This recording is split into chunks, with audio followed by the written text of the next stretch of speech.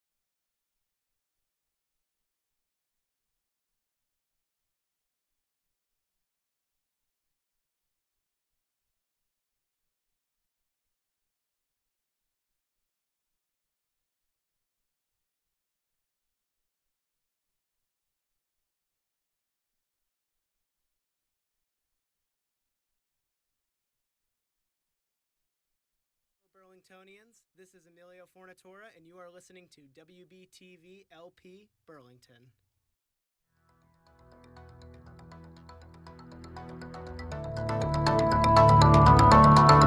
Vermont, this is 99.3 FM WBTV LP Burlington, streaming online at 993wbtv.org.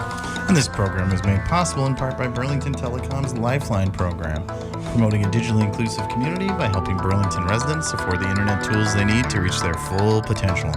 Learn more at burlingtontelecom.com. And here comes another episode of Steam Lab.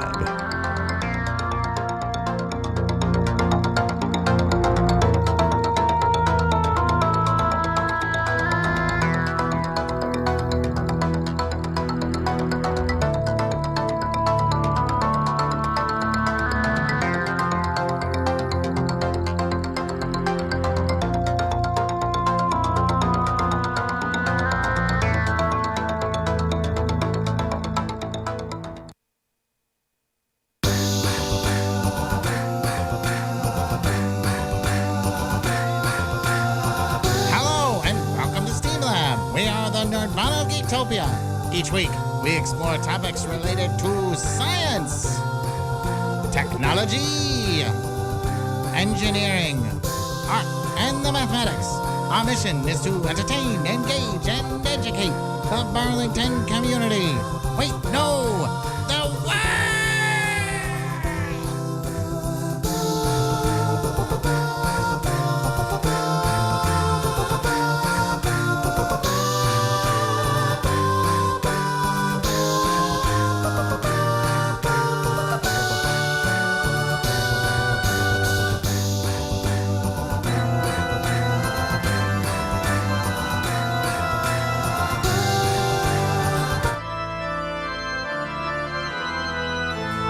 My goodness,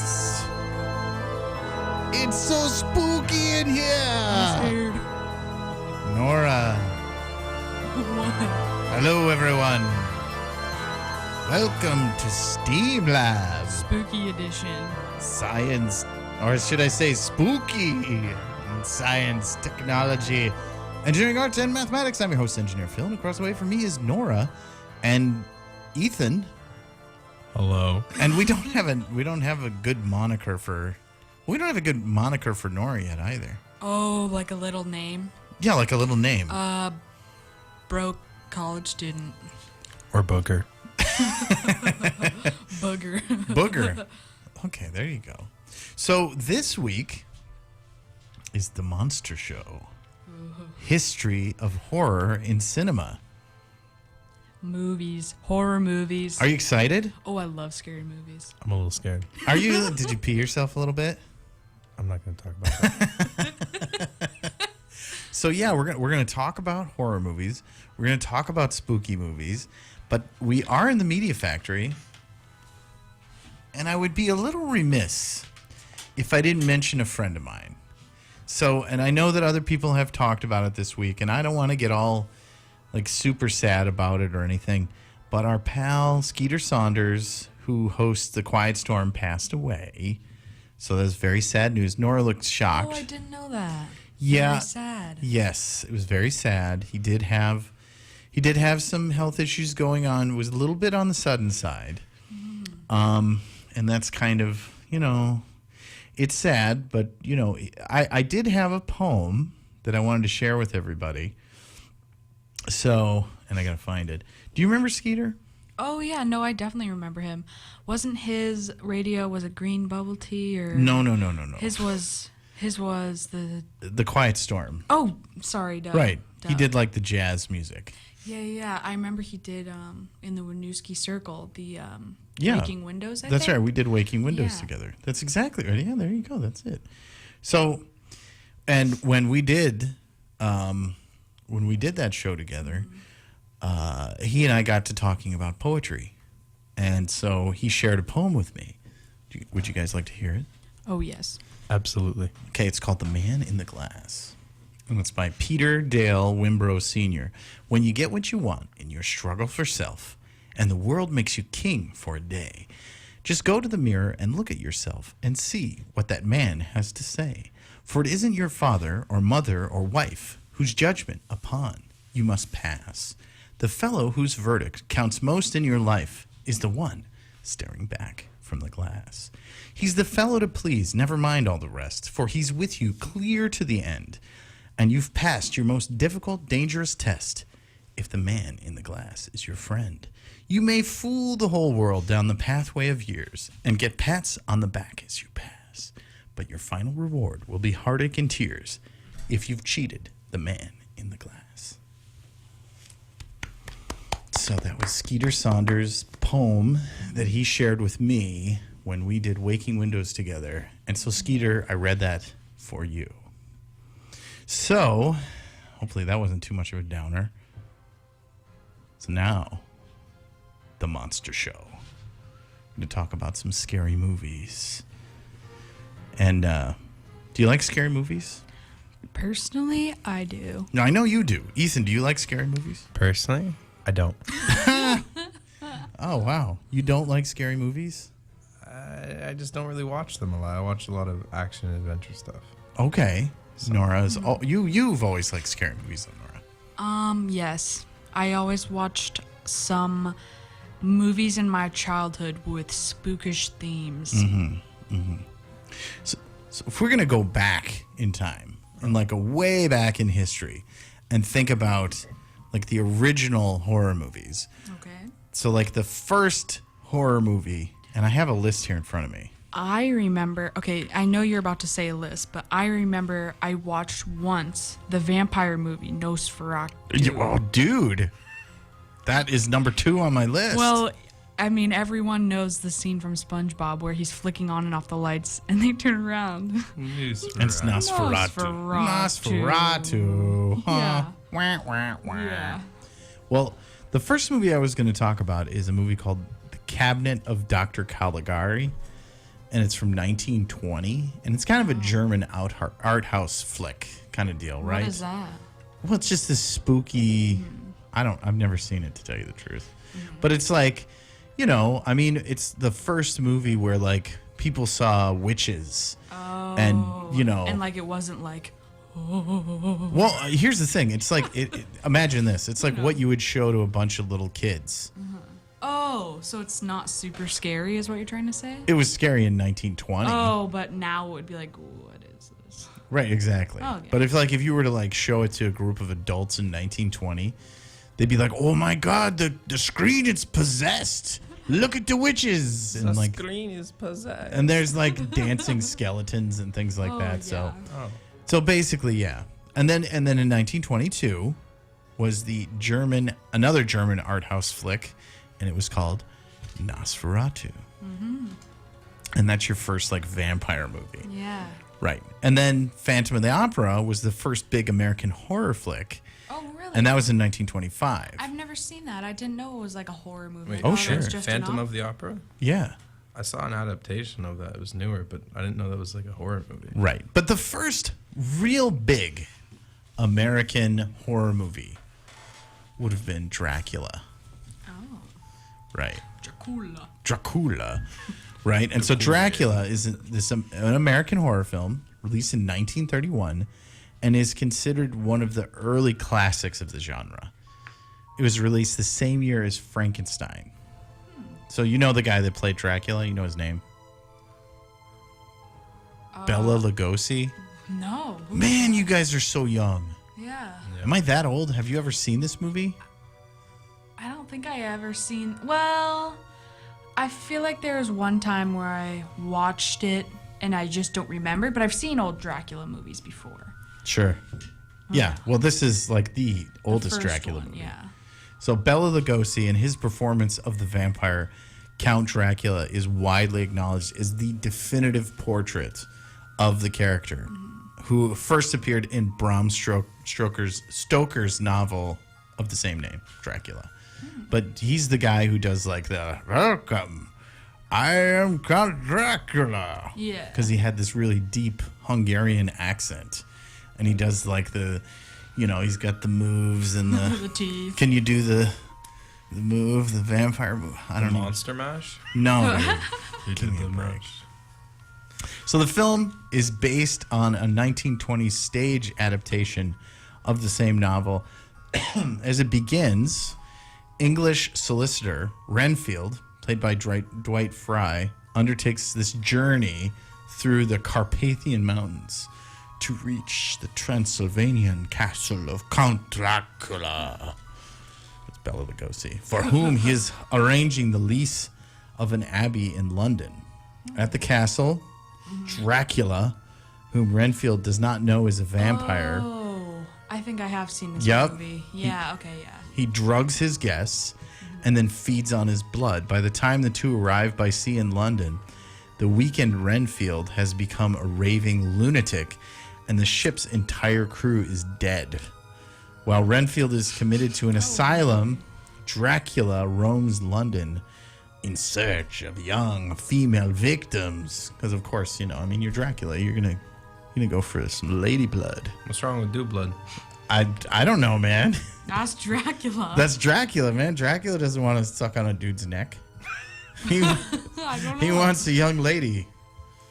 I mean, that's what he's doing, man. This is Dracula's scene. So, anyways, after meeting Minnie Seward and her friend Lucy at a theater, he attacks both in their sleep, killing Lucy. And then Van Helsing, you know who Van Helsing is. Pretend like I don't. Just in case. So in other words, you don't. For those of us watching who. Okay, so Van Helsing is the vampire hunter. Of course. Right. Duh. Come on, dude. What the heck? So he's a doctor who has examined Renfield, soon determines that Dracula is a vampire, because that's a common thing. And Dracula eventually manages to transform Mina into a vampire as well and conveys her to the Abbey. But Van Helsing pursues him there and, protected by a crucifix, impales him with a wooden stake. Yes. And Dracula is killed. Yes. Evil is defeated. Or is he? And Mina returns to her normal state and is reunited with her fiance, John Harker. So there you go. I just gave you the whole movie. I know. Spoiler alert. Well, whatever, dude. I Like, know. come on. If you haven't seen it already, Been come out on. for like, what, 100 years almost? I'm Yeah. pretty close to it, so yeah. You should have seen it. Come on. Yeah, what's the rule on movies? How long do you have to wait? Like, is it like a year? For spoilers? For spoilers, yeah. A year is pretty Solid. acceptable. Yeah. Right, so if we're going to watch, like, the next Star Wars movie in December, and let's say we find out that, Luke and Leia weren't actually brother and sister, but they were, like, Lovers. Cousins. they were lovers. Ew. That'd be weird. Or whatever, the spoiler alert on that one. The next You gotta wait until December Yeah, of yeah. 2020. But if it turns out true, this proves it. Wow. Oh no. I made that up because that's a ridiculous prediction. No, well, it's ridiculous they keep going with it. That's It's true. ridiculous. Yeah, right. So there you go. So basically, Lugosi's interpretation of Count Dracula, which he had originated on Broadway 4 years earlier, it's like that's the way that Dracula is supposed to be. The outfit, Yeah, the way that he, voice. the speech, his thick Hungarian accent, it contributes to this like frightening appeal of the film. And yeah, I mean, I don't think it's like up there in terms of Scariness. totally not, but but it's got an appeal in terms of pop culture. Yeah. It's classic. Yeah, it's a classic. And so basically what happened here? Afraid of offending religious groups, the studio later cut the ending in accordance with Hollywood's protection code for a 1936 re-release of the film. The original ending was subsequently lost. So, anyways, Mike, this might be a stupid question, but when did Halloween dressing up and trick or treating start? well, I think it's associated with All Saints Day, right? Yeah. Well, I was just wondering, who did kids dress up as? Sure. Well, ultimately, Halloween is kind of an American holiday. Yes. Well, Mexico does have Day of the Dead. They have Dios de Muerta or whatever. Muerte. Boy, I said that right. Diez de los Muertos. Well, something Muertos? like that. I don't know.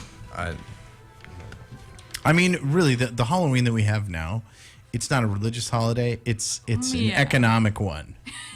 Okay. It's a consumerism. Yeah. Have you been to the grocery store lately? Been to Rite Aid? Yeah, Oh, seriously, gosh. dude. Mid-April, they start buying the candy. All right, dude. Seriously. No, honestly. Christmas So candy's already out. yes, I know. That's very true. Oh, by the way, if you want to interact with us on the show, you can go to facebook.com/SteamlandVT and leave us a message.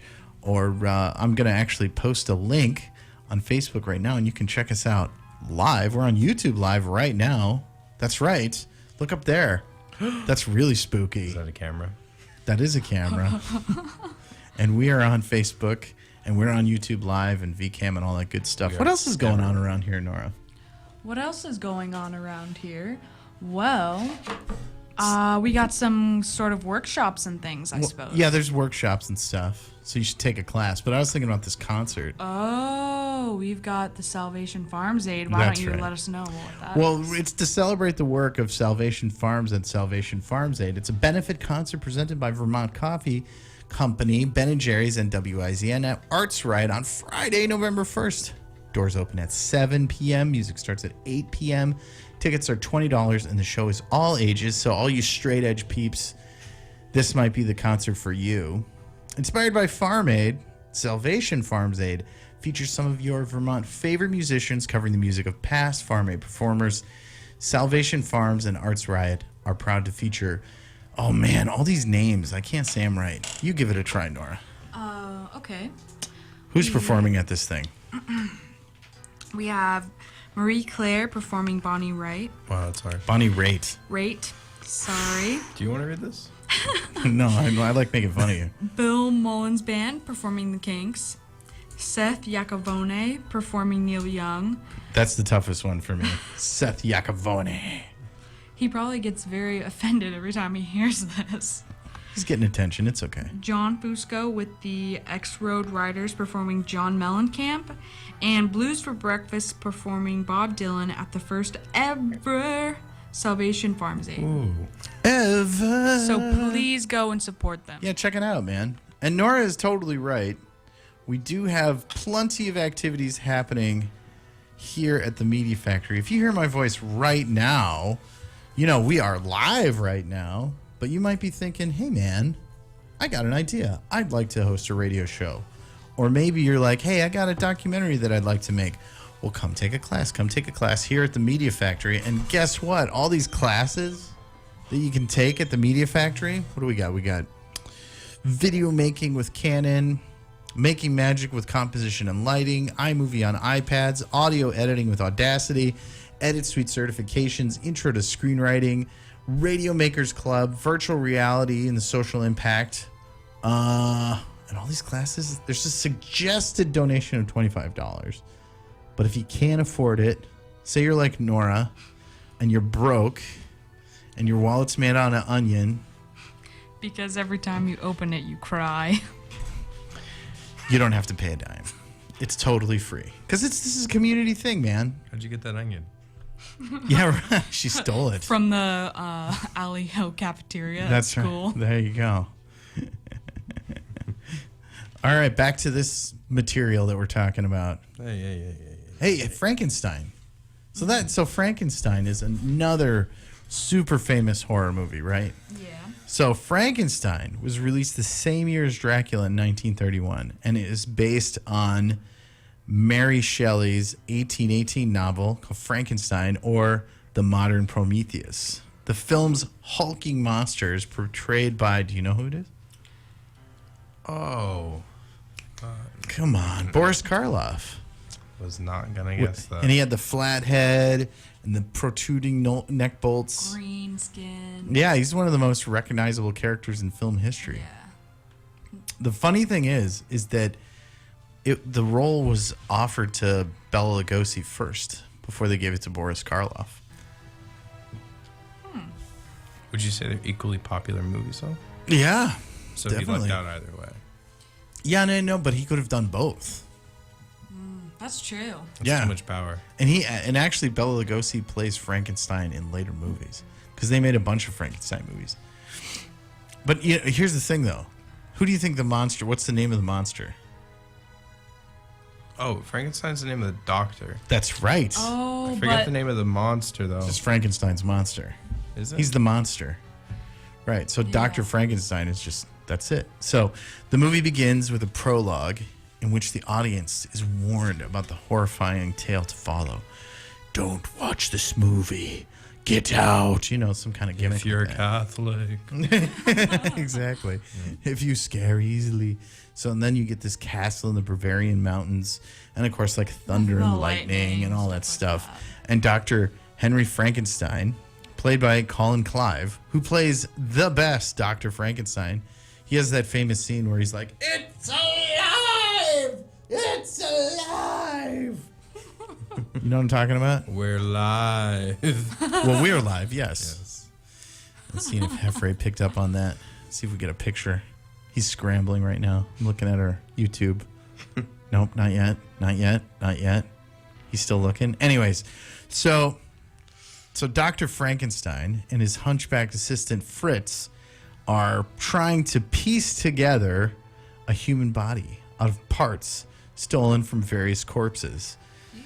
Yeah, right? that's kind of icky. Yeah, and so he wants to try and give it life through the application of electricity. Oh, nice job. Hefray got some pictures here. Good job, buddy. It looks good. Looks good. He's our guy in the production booth there. Nice man. Have you seen this movie? Have either of you guys seen this movie? I don't know if I've seen the first one, but I definitely have seen like Frankenstein Things. yeah, like at least one of them in my lifetime. Not sure like which like remake, but yeah. So they're trying to figure out how to give it life, and he's got like other doctors. He's got a fiance, but he doesn't care. Dr. Frankenstein doesn't care who gets in the way. He's gonna make his monster come to life. Unbeknownst to Frankenstein, the brain that Fritz has acquired for the creation is that of a criminal, and is like a abnormal brain. And explains the monster's volatile outbursts once it finally becomes animated. So, after killing both Fritz and Waldman, Dr. Waldman, in a violent rampage, the creature escapes from the castle. The movie, like, you feel sympathy for the monster, but then you also are like, oh my gosh, it's a monster. So it later befriends this young girl in a nearby countryside, but inadvertently drowns her in a lake. Yeah, so Frankenstein is like by this lake, and this little girl's like, hey, you see the flower? And she throws the flower in the water. Kind of like Lenny from Mice of Men. Right, basically. Yeah. I didn't mean to do it, George. Talk about the rabbits, George. That's right. I didn't mean to hurt it. Yeah, right. That's basically what Frankenstein is. Frankenstein's monster. Eventually, a village mob forms and traps the monster in an abandoned windmill, which the mob then sets ablaze, apparently destroying the monster. At least you think so. Yeah. You sounds think about so. right. Yeah, here's a picture of the Frankenstein by the lake. Oh, that's so sad. Right, the little girl's like, hey, look, see the flowers? Hey, check out the flowers. So, yeah, flowers. Stranger danger wasn't a thing back then. No, Well, not in 1931, not apparently. yet. No. Well, we've kind of gone too far in the other direction. There's no such thing as free-range kids. So, Frankenstein. The film spawned a cottage industry of sequels. I mean, there was Bride of Frankenstein, Son of Frankenstein, as well as all sorts of remakes. So, do you know who Abbott and Costello? Couldn't tell you. Golly, man. Abbott and Costello were like the biggest comedians in America back in the 30s. And they did a movie called Abbott and Costello Meet the Frankenstein Monster or something like that. Anyway, so scenes were originally cut or censored for the film, such as the prologue and the drowning scene with the young girl have since been restored. And the makeup artist, Jack Pierce, who was responsible for the monster's distinctive look, went on to create costumes for other famous Universal Pictures, The Mummy in 1932, The Wolfman in 1941. So Universal, like, holy smokes, man, they dominated. Scary movies. Right. So kind of going back a little bit, immediately following his success in Dracula, Bela Lugosi had hoped to play Dr. Frankenstein. So he didn't want to be Frankenstein's monster. He wanted to be Dr. Frankenstein. Could you imagine how he would have been as Dr. Frankenstein? The movie would have been amazing. Yeah. Bela Lugosi and Boris Karloff in that movie, but he was expected to be the monster, which was a common move for a contract player in a film studio at the time, to keep his famous name on the bill. So after several disastrous makeup tests, he just couldn't do it. So he didn't actually turn it down. He was turned down. So although this is often regarded as one of the worst decisions of Lugosi's career, it actually in part that Lugosi was offered not the same character that Karloff eventually played. So anyways, that's kind of the way it went. Lugosi went on to complain, "I was a star in my country, and I will not be a scarecrow over here." And one of the producers of Frankenstein later wrote that the Hungarian actor didn't show himself very enthusiastic for the role and didn't want to play it. However, the decision may not have been Lugosi's in any case, since the evidence suggests that he was kicked off of the project. So it didn't even really matter. It's interesting to think of, though. But Boris Karloff, he was the guy. Like, he looks like Frankenstein. Have you ever seen the original The Grinch Who Stole Christmas? Yes. You know the voice in the background? That narrates that whole... Yeah, but you You know, never and sings see it. them. You're a mean one, Yes. Mr. Grinch. And that's Boris Karloff. Oh, it is. That's Boris Karloff's voice. Didn't Jim Carrey play? Yeah, in the 1998 movie or whatever, 99 or 2000. Is that not the original? No, the original. Cartoon. Yeah, the cartoon. The cartoon Oh. version of yeah, the that plays on like yeah. whatever your local news channel. Yeah, is. the Grinch Who Stole Christmas. That's just totally a cartoon from the 60s. Yeah, with Cindy Lou and all Yeah, that. exactly. That's Boris Karloff. So, anyways, it's some interesting stuff. So, I do have some more modern horror movies to talk about, but we've been talking for almost a half an hour. So, I think what I'm going to do is, I think we're just going to kick back and let the horror music play on its own for a little bit. And we're going to take a quick break, and we'll be right back to Steam Lab.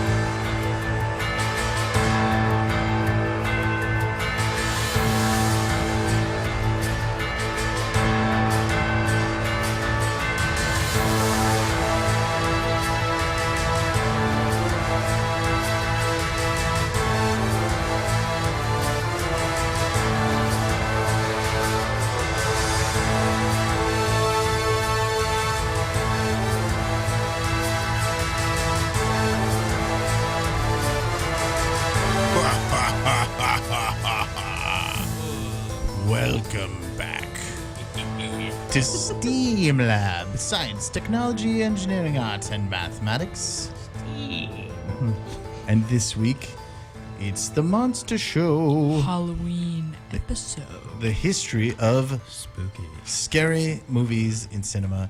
And so we kind of talked about the early days. We talked about Dracula, talked about Frankenstein, and some of those really early Universal movies. I'm going to scoot way ahead because, I mean, there's some other interesting things that happened in the 40s and the 50s and 60s. 50s kind of had the, like, radiation monsters, and the 60s had some ridiculous movies, but in the 70s, Oh, the 70s. they had Oh, some yeah.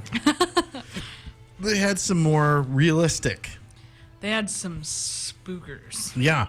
So back in 1978 specifically, John Carpenter's Halloween was an urban legend, a movie so scary that audiences were screaming their heads off in theaters across America. But unlike most horror movies get like a really bad rap by critics. Critics loved this film, a distinguishing hallmark from its hack and slash contemporaries, and one that would make its co-writer and director something of legends. Yeah, I mean Halloween. Because if you think about it, the original Halloween. Yeah, exactly. Yeah, there's actually not a lot of blood in that movie, No, not really. and there's not that many kills. Yeah. It's just very suspenseful. You're like, Yeah. And you really like the main protagonist, and Yes. you really like want them to like. And I think also it's scarier because the like main killer guy, he's not like loud or whatever. He's just not some like it's- random guy with yeah, that. like looks like a person mask. Well, that's the scary part doesn't about even talk. Halloween, is that it's not a vampire, which is totally not real, and it's not the Frankenstein's monster, which is like some like Green dude. green dude that's been stitched together like a zombie. It, like you said, it could be Fred the Mechanic or Michael Myers. So it was also an unprecedented commercial smash, grossing over $40 million on a budget of $320,000. Oh, wow. Halloween Profit. changed the game for independent filmmaking. Right? Ooh, nice job, Jeff. Ooh, he took some pictures, and yeah. I mean, even the poster, Yeah. everything was done by John Carpenter and his friends. John Carpenter even did the music. Well, yeah, this it's not movie. really like.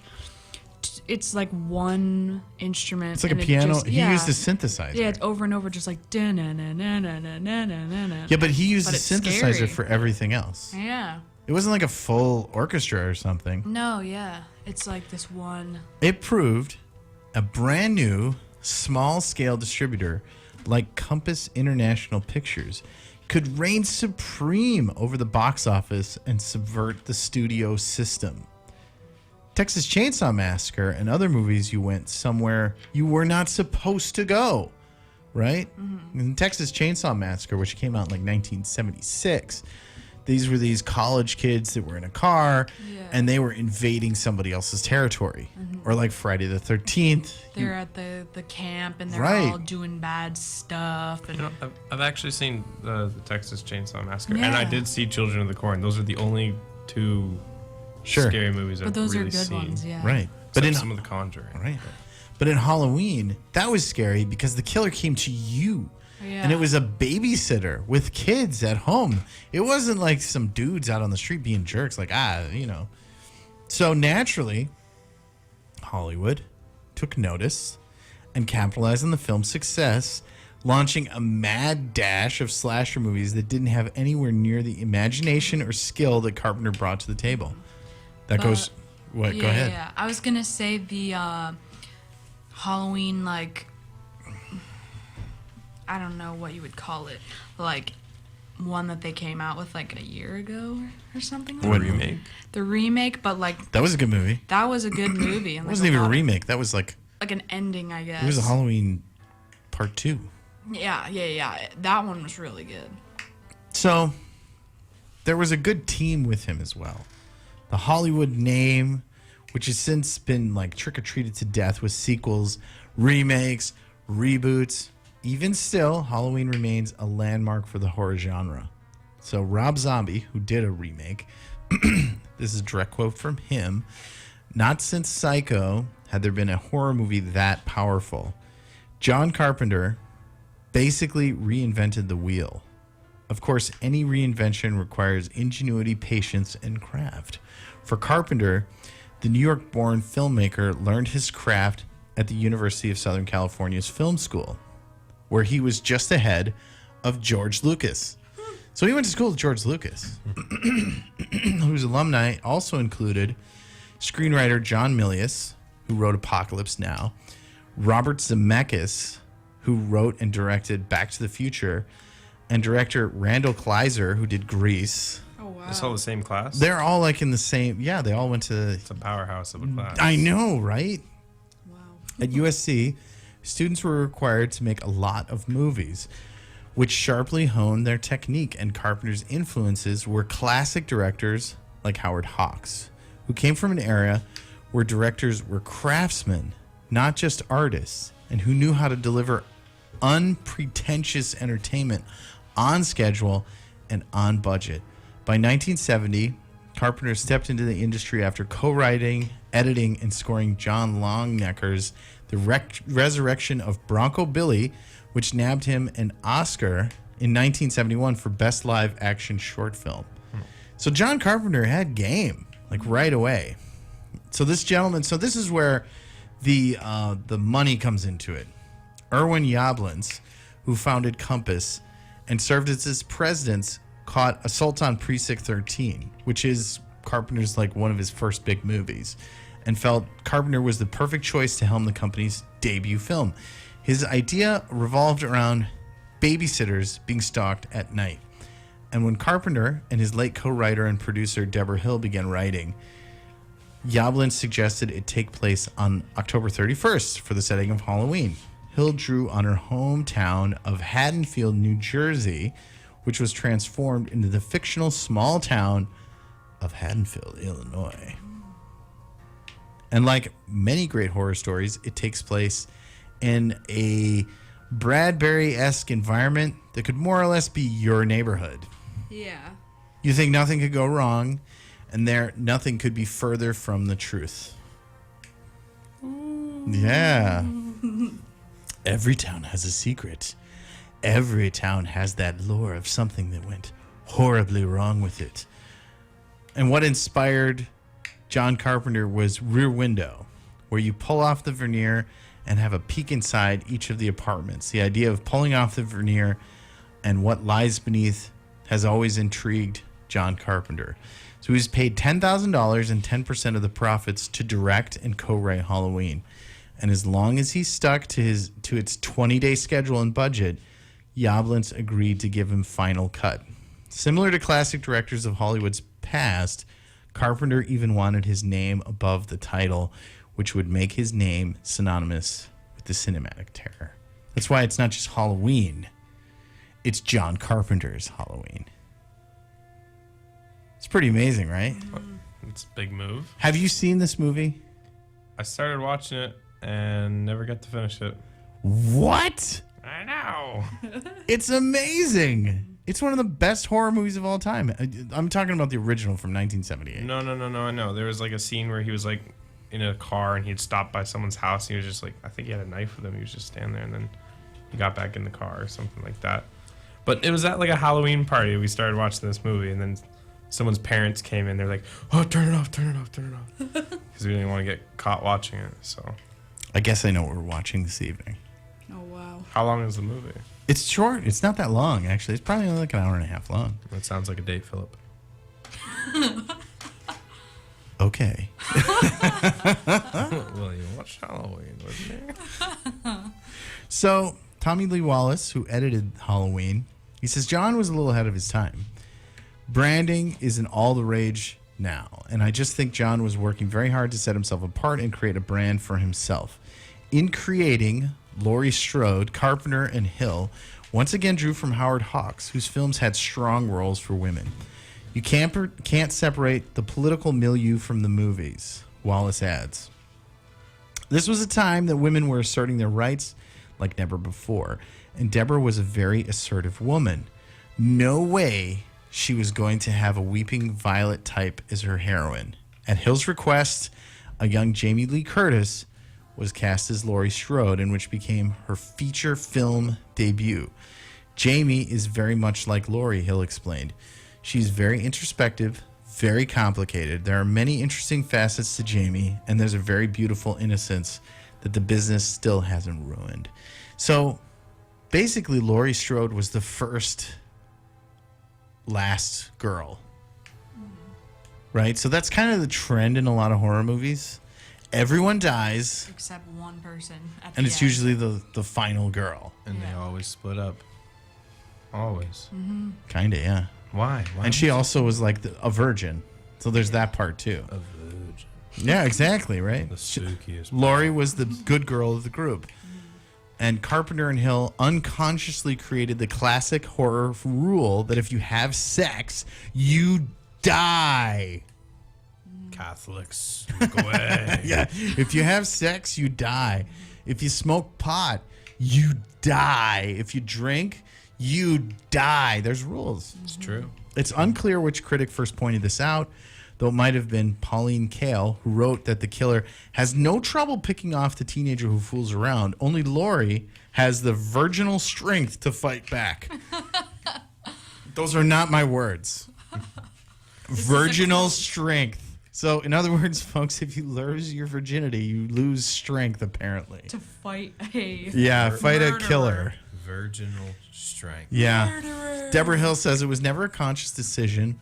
The people who mentioned that in reviews applied it to their own morality.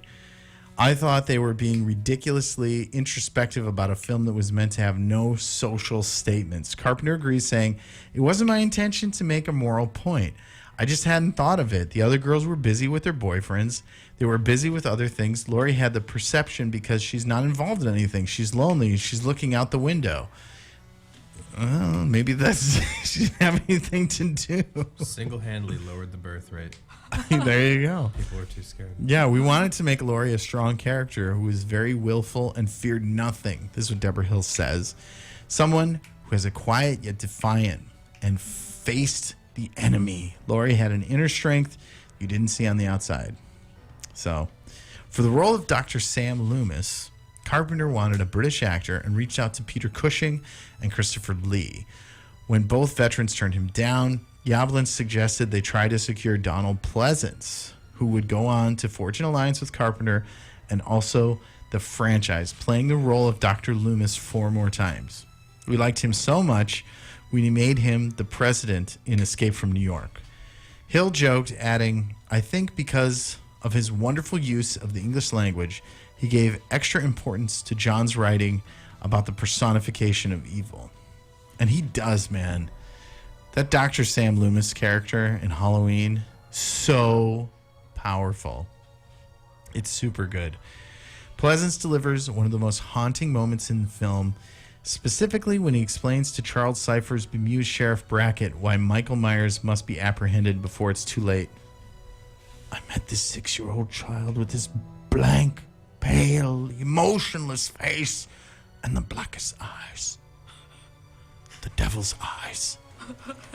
I spent 8 years trying to reach him, and then another 7 trying to keep him locked up because I realized that what was living behind that boy's eyes was purely and simply evil." If only you were alive back then. I know, right? I could have taken. Yeah, I could be Dr. Sam Loomis. Thank you. Creating that evil was a separate task altogether, and it was Wallace who brought that blank, pale, emotionless face into horror lexicon. As the story goes, his job was to find a mask for Michael Myers. So you've seen the Michael Myers mask. It's pretty iconic. Excuse my ignorance, but it's the white rubbery mask with a Yeah. little tuft of hair on the top. Totally. You got it. All right. So you've seen it. You totally got it. And it is super spooky, right? It's pretty scary. Yeah, let me pull up. Because it's like a person's face, but wiped of all like physical. Well, that's the real thing. Characteristics. That's Except your the nose and a mouth. I know, but like any like differentiating. well. That's like freckles. Yeah, or like a skin tone. Skin tone. no, but Wait, you're wait, absolutely wait. right, and I think that was their intent. They were trying to find a mask that would basically have no emotion to it, would be emotionless, Yeah. and that's what they found. But what it's based on is pretty ridiculous. So here I pulled it up. Oh yeah. Yeah. Do you know what this is the story though? So Wallace goes to some convenience store, some drugstore, and he finds some masks. He finds a Mr. Spock mask. He finds a Captain Kirk mask, and then what he did is he takes the Captain Kirk mask from Star Trek, and he spray paints it white, and he fiddles with the hair and the eyes, and then he cuts out around the eyes a little bit so that there's more space. And there was no question that once the Captain Kirk mask came out, it was really unsettling. We knew we had what we needed. I think all you had to do was look at that mask and say, something is desperately wrong here, and I'm scared. So that is actually a Captain Kirk mask. Star Trek fans, man. I know, right? Can't trust them. Right? But so what they said is that it looks like, so William Shatner, he's in a movie called The Devil's Reign, and there's a scene in it where he looks like Michael Myers. Hang on, I gotta pull this up, man. He does like the pose and everything. Let's see. So The Devil's Reign was a 1975 movie. So you can see there's the Captain Kirk mask. And then in the movie, they actually have a scene where it looks like his eyes are pulled out. Right? And so there he is. There's William Shatner. And it totally looks like the Michael Myers mask. Oh, jeez. Right? Spooky. Yeah. They knew what they were doing, man. He probably took offense to that. Yeah, I know. Well, It's like, geez. I mean, like, they Space and- probably should have paid him a couple of bucks. Well, yeah. Here's for being ugly, bud. Yeah, seriously. Much of that fear could also be created to the immediacy of Halloween. The film begins with a bravado of movement in cinema, where a long camera take tracks of a young Michael Myers into the house. It's a very long shot. Oh, yeah. The beginning of the movie. So if you know anything about making a movie, things are usually cut together in segments or shots that are no longer than 5 to 7 seconds. And that makes movies relatively easy to make mistakes on. Because if you make a mistake, you just reshoot it. But in a long shot like this one, like they went all the way through the house with a Steadicam. The entire sequence was made possible by the use of a Steadicam. And this was one of the first times. This was a new technology that, in the cinematography, Dean Kundry says, we were figuring out by the seat of our pants. There was nowhere to learn yet. John wanted to do something for the opening shot that took advantage of this type of cinematography that would be completely new and innovative that you couldn't do with conventional camera shots. I've always admired long tracking shots in the opening of movies, Carpenter says. Touch of Evil comes immediately. It comes to mind. And there's one in the original Scarface. An acquaintance of mine had made a short film that was all one take, and it was really an engrossing way of moving the camera through an environment. Once again, it was Hill's idea to bring on Kundry, who would continue work with Carpenter on The Fog, Escape from New York, The Thing, Big Trouble in Little China, and later big blockbusters like Back to the Future, Jurassic Park, Apollo 13. So this team of people that made Halloween, they were all kids. They were all like your age now. They were like 19 and 20 years old. But they were all brilliant filmmakers. This is one of the first movies that they work on. And they made Halloween for $320,000. That's a lot of money, though, for a bunch of little kids to get together. $320,000, but they made $40 million. No. That's impressive. Yeah. So Give me $320,000, I might be able to do something. But I might be able to do something. buy something. Yeah. Working with John was a revelation because suddenly here was a guy who was interested in using the camera in a creative way, drawing the audience in, Kundry says. I thought, boy, this is just my cup of tea, where the camera is contributing and you're telling the story with visuals. Another clever trick was how Cundy and Carpenter would start with wide shots and gradually move in tighter, closing in on the audience until they felt like they were too trapped in the closet with Laurie. It's a calculated motif that further proves Carpenter had a strong command over his craft. So that's basically how this movie goes. So if you notice, at the beginning of the movie, everything's big, and you're in big places, and you have big wide shots. Things are happening in the background. You're like, what's that? What's that? What's that? But by the end of the movie, everything gets very tight, and you're in a very small space, and it's just like the girl's face, and then the Michael Myers, his face is right there, and you're in a closet, and so that's all we had, he says with a laugh. We only had the style because we had a very slim plot. An escaped lunatic comes back to his town and starts killing these babysitters. A lot of horror can live or die on visual flourish. Horror requires mood and tempo. It's a little trickier, and usually you're suspending some sort of ridiculous premise that you have to make people believe in. A big part of that magic trick required a stellar score, and similar to Psycho, Rosemary's Baby, and The Exorcist before it, Halloween would have one, though it would come much later. It's a separate task, Carpenter says, arguing that he doesn't think about music while shooting. Hill, however, believed that Carpenter scored the film in his mind during shooting. And the movie doesn't work without the music. When they tested the movie with the producers, with the people that were actually paying for the movie, they showed the movie without the music, and it wasn't scary. But then they added the music, and the producers thought they had seen a completely different movie. And they're like, oh my God, this is amazing. And it wasn't. He had the theme written for years, Carpenter says. It was just something I'd been tinkering with on the piano. I played 5/4 time on an octave on the piano. Do, do, do, do, do, do, do, do, do, do, do, do. So it was the beat. I hadn't necessarily applied it to Halloween. It was just sitting there, and I thought, oh, I'll use this. That works okay. I'm not an accomplished composer of symphonies. I just do basic, straight-ahead, riff-driven music. Have you ever heard this song, though? Yeah, probably. Well, we'll play it in 7 minutes.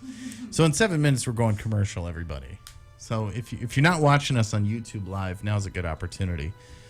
Well, by the way, if you want to interact with us, you can go to facebook.com/SteamLabVT and send us a message. Say hello. Say hello. And we're on YouTube Live. I haven't checked for a while. I bet you we have messages on there. I'm going to take a peek. What do you think of this so far, Nora? I think it's good. I love scary movies.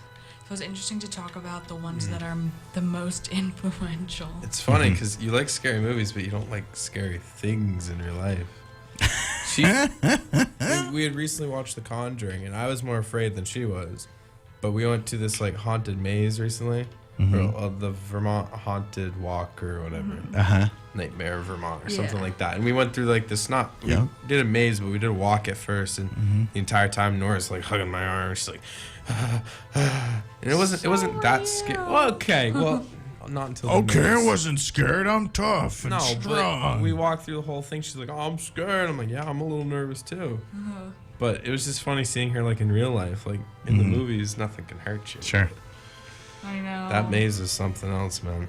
Yeah, it was Pretty spooky. Well, we walked through the entire place the first time around on the regular tour thing. Not really scary. There's some little like spooky parts, but the free maze was scarier than you walk into this room with like lasers and like fog, and you couldn't see below the lasers. We were with us and like two friends of ours, and all of a sudden 3 people pop up. And you're like, oh! And then there was this like there was this room that was dark, and in the middle there was like this hanging fake leg or something, and then there was a giggling dude, and all of a sudden the lights turned on, and he jumped at Ethan, and he got upset. That's why I always wear Depends. So a little plug right there. For Depends? Yeah, Depends are Depends always dependable. I gotcha. No. But he scared me. He's like, give me a high five. Give me a high five. Well, yeah, I would imagine, it's, if you're trying to scare people, it must be very exciting. Well, I thought I could make it in the NBA. I mean, I jumped 10 feet in the air. So. Nice. You want to read that thing in front of you, Nora? Of course. Oh, Ethan, you could give it a try. Okay. If you didn't know. From the Media Factory in the south end of Burlington, Vermont, this is 99.3 FM, WTV LP Burlington. Close. WBTV. Yeah, you got it. Burlington. Streaming online at 993wbtv.org. A little bit of a tongue Excellent. twist. I like it. Okay. Yeah, it can be. It can be. No, it is. No, it can be. Mama said I had to face for radio, so. I had a face That's for true. radio. There's more about this Halloween story to tell. So, Halloween opened on October 25th, 1978 in Kansas City, Missouri. Like so many low-budget films of the 70s, the film didn't have a wide release as independent distributors would traditionally bicycle prints around the country regionally. Although the film would open early in Southern California and New York, Yablans recalls that Halloween slowly grew out of the Midwest. It took so long for the film to break, then Carpenter didn't even know Halloween was a hit until Avco Embassy offered him a multi-picture deal as he was filming Elvis, his first of many collaborations with Kurt Russell. This opened the door for him to make both The Fog and The Escape from New York, two titles that would join forthcoming Avco cult classics like Phantasm and The Howling. Low-budget horror films were dormant. Halloween revived this let's go to the movies and have fun idea. Lots of screaming, lots of grabbing your dates, lots of laughing afterwards. Word of mouth just kind of grew as people saw it. It was a very, very limited release. So in that sense, it was amazing. In addition to being a major crowd pleaser, Halloween received strong reviews from the major critics. As well, Newsweek called it a superb exercise in the act of suspense and the most frightening flick in years, while the late Chicago Sun-Times critic Roger Ebert named it an absolute merciless thriller. This is a great movie. I'm hearing that, yeah. Yeah. I'm a little excited. Yeah. Suffice it to say, Halloween will be the only slasher film to reside in the Library of Congress. It was inducted in 2006 and picked from over 1,000 titles. At the time, Stephen Leggett, the staff coordinator for the registry, explained Halloween launched Carpenter's career and started the slasher genre. Some people may say that's good or bad, but it's really a good film.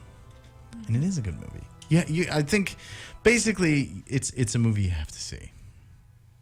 So as Carpenter says at the end, we were young, hungry, and not yet jaded or cynical about the industry. Deborah Hill concluded, we were kids playing in the most exciting sand blocks on the planet. So there you go. And that's that. Oh, yeah. Well, I mean, like, we got one more minute. So before we get into that, we got to say goodbye. We got to say goodbye on TV, on VCAM and YouTube Live. It's sad, right? That's okay, though. We'll mourn the death. We will? I guess. I suppose we will. They'll be mourning that they can't see it. That's true. Oh, what's going on here? It's not doing the thing. There it is. There we go. All right. Well, you've reached the end of another episode of Steam Lab on VCAM and on YouTube Live. We will be continuing until 8 o'clock, but this program is made possible in part by Burlington Telecom's Lifeline program, promoting a digitally inclusive community by helping Burlington residents afford the internet tools they need to reach their full potential. Learn more at burlingtontelecom.com. You've reached the end of another episode of Steam Lab. Connect with us on Facebook, facebook.com/SteamLabVT, and we will see you next time in the Challenge Zone.